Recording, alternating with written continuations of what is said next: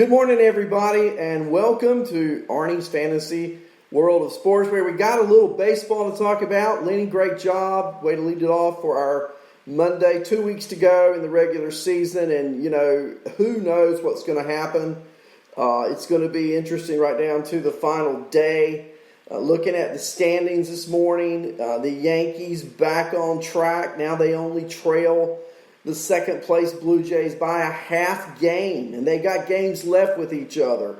That's what's going to make these games down the stretch so exciting. I'm looking at the standings this morning. Tampa Bay, I'm just going to go through the American League and National League 1 through 8. Of course, the first place teams are the first three seeds. The second place teams, in order of best record, are the next three. And then you have two just outside wild cards. So right now, here you go. The best record in the American League this morning. The Chicago White Sox. That's right. With 46 games in, the White Sox are 30-16. The Rays are 30-17.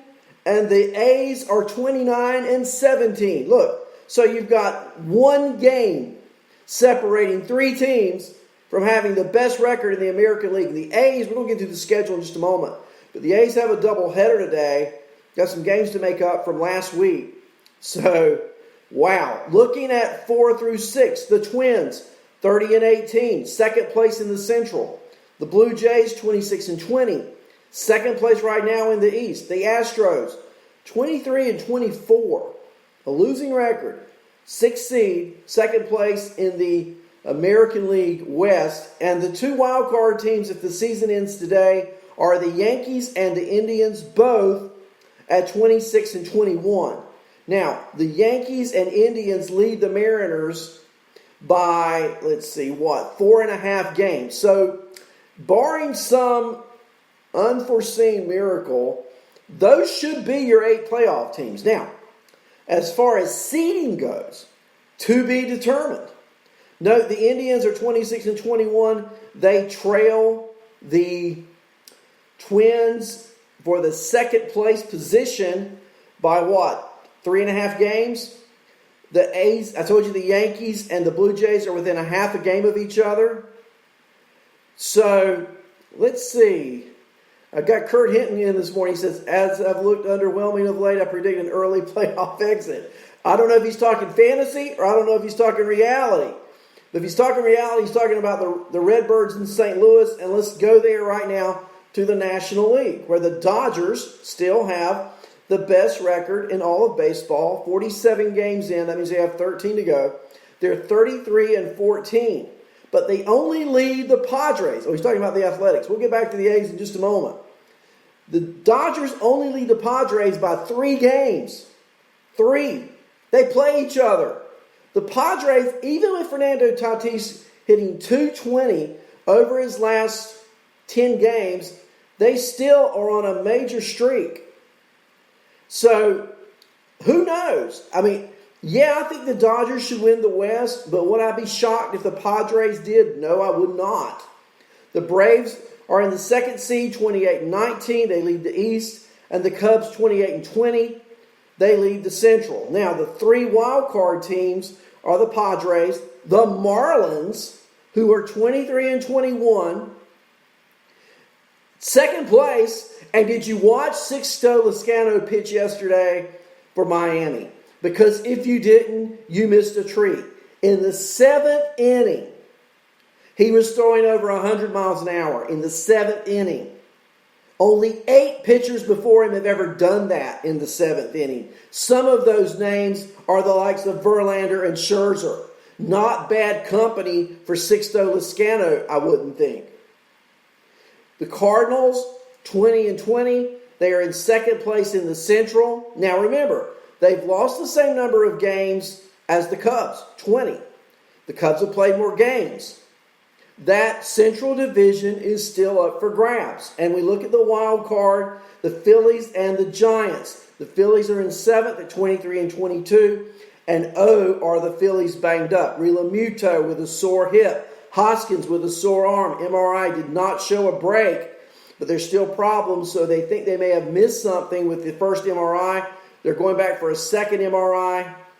The Phillies are beat up. Bruce is on the IL. Segura's hurt. The Giants right now are the 8th place team, and they lead the Rockies by a game and a half and the Brewers by a game and a half. So there's still fight for that 8th slot in the National League. But right now you got to figure the Dodgers, the Padres, the Braves. I tell you what, the Marlins pitching is really good. So let's look at the schedule for today and what Kurt Hinton was talking about. If you look at Facebook, you'll see the questions. The A's have been floundering, not hitting the ball well at all of late. Let's look at our schedule for today. Some doubleheaders like I told you about. The Pirates and the Reds. Now, the Reds are only 2.5 games out of that 8th slot. They need to win, and they need to win a lot in a hurry. They're playing the Pirates today.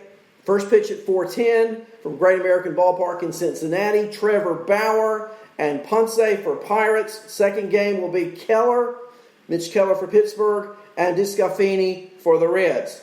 Also at 4:10, the Phillies play the Marlins, Velasquez and Lopez. The Athletics and Mariners play a doubleheader at T-Mobile Park in Seattle, Washington. First pitch at 5:10 p.m. today. Luzardo for Oakland, Gonzalez for Seattle. And in the second game, the A's have named Minor to start Game 2. The Mariners have yet to name a starting pitcher. So, Seattle will be facing 2 Oakland left-handers in Game 1, Luzardo, and in Game 2, Minor. Oakland will be facing Gonzalez, a left-hander. I guess you've heard the news about Matt Chapman. Lenny talks about it. Chapman out for the season. Hip issue. That's a big blow. The backup to Chapman, Chad Pinder, on the IL. Oakland has a guy, last name, who's Machine. I guess everybody wants to have a machine at third base. Well, now Oakland does. They also lost their left-handed prospect, Eric Puck, to shoulder surgery. He's out for the year. Don't know how long he will be out. Hopefully it's not a career-ending surgery, but anytime I hear the word shoulder and pitcher, it's never good. But these are big games for the Athletics. And if they could start hitting today, I wouldn't be surprised. Baseball's that way. You're not going to stay cold but so long. At least we think. Christian Yelich might argue that differently, right? He's been cold the whole season. But you would think that Oakland, playing at Seattle, might break out some sticks today. Just about the time you thought Matt Olson was breaking them out, he strikes out 4 times yesterday. And the thing I don't understand about that game with Oakland and Texas yesterday, Lance Lynn could have been traded for at the trade deadline, yet no one offered a package, and now he's still in Texas. Struck out 14 yesterday. Are you kidding me? Every team could use Lance Lynn. I'm just really surprised no trades were made. Cardinals-Brewers doubleheader. Look for some runs in this one. I just got to believe these two teams are overdue. This series is in Milwaukee at Hitters Park. Kim coming off of the IL for St. Louis in Game 1 against Lindblom. And in Game 2, Ponce de Leon still searching for the fountain of youth. Now he's looking in Milwaukee for it against Burns. Burns has really looked good lately. He's 3-0 in the season with a 1.99 ERA. At 7:35, the Braves and the Birds at Oriole Park and Camden Yards. Toussaint Touki pitching for Atlanta. He's 0-1 with a 7.89 ERA. Lopez for Baltimore, 1-0 with a 6.38 ERA. Think there might be some runs scored in that one? I certainly think so. The Twins and White Sox from Guaranteed Field. These are big games. And Berrios is going against Dylan Cease tonight at Guaranteed Field in Chicago. I think that will be a White Sox win. I've not been impressed with Berrios. This may be the game he really comes out and shines. But he, to me, has just never consistently performed at the level that we as fantasy owners would like to see. And so, now Dylan Cease, he could walk the park. It could be a high-scoring game. So if you've got Twins and White Sox, it isn't a bad day to put those hitters in your lineup. Padres, Dodgers. There you go. Game of the day, 9:10 p.m. Lamette's going for the Padres. Dodgers have yet to name a starter. These games are at Petco Park in San Diego. Danielson Lamet, hot off of a 6-inning, 13-strikeout game, his last outing. Look for that to continue. I think this will be a low-scoring game. I think the winning run could either be very early in the first inning or very late in the last one. Dodgers, Padres. Wow. Again, Sixto Lezcano looked great yesterday. I see where Kurt Hitton has him in all 4 of his leagues. We're knee-deep in the hoopla as far as fantasy playoffs are concerned. I'm in a league. Playoffs start today. It's a 2-week playoff. In 2 weeks, regular season's over, and we'll be talking playoff baseball. Can you believe it? What a season. So now I want to shift gears, and it's time for Monday Morning Quarterback. Yeah. You see behind me, I got a picture of Cam Newton.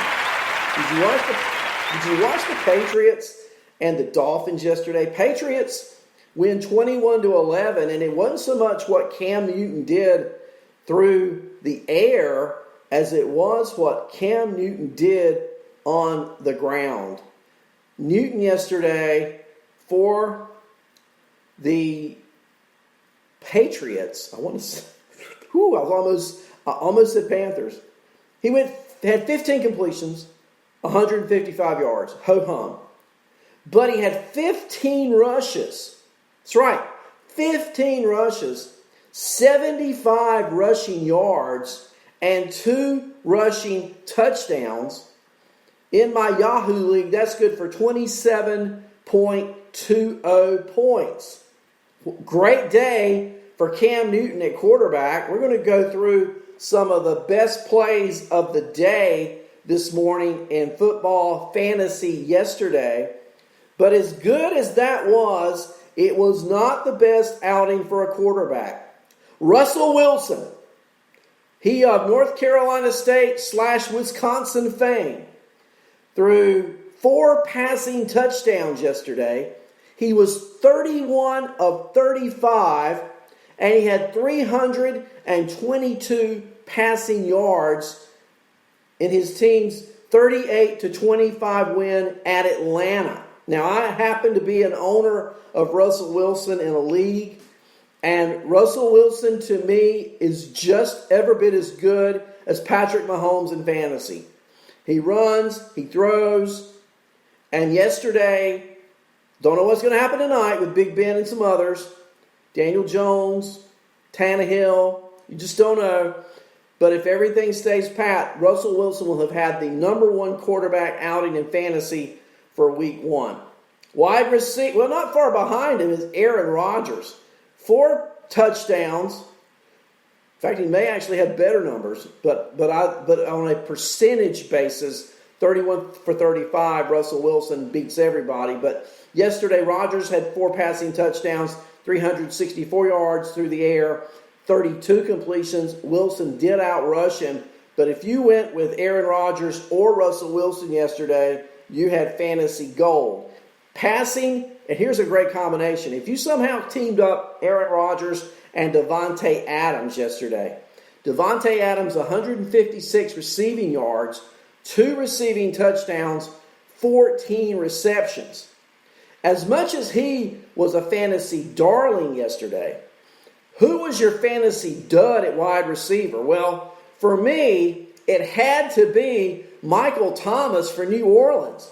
I mean, what's going on with Michael Thomas yesterday? Did you look at his numbers? Do you have him on any of your teams? Because if you do, you were sorely disappointed in what you got from Michael Thomas.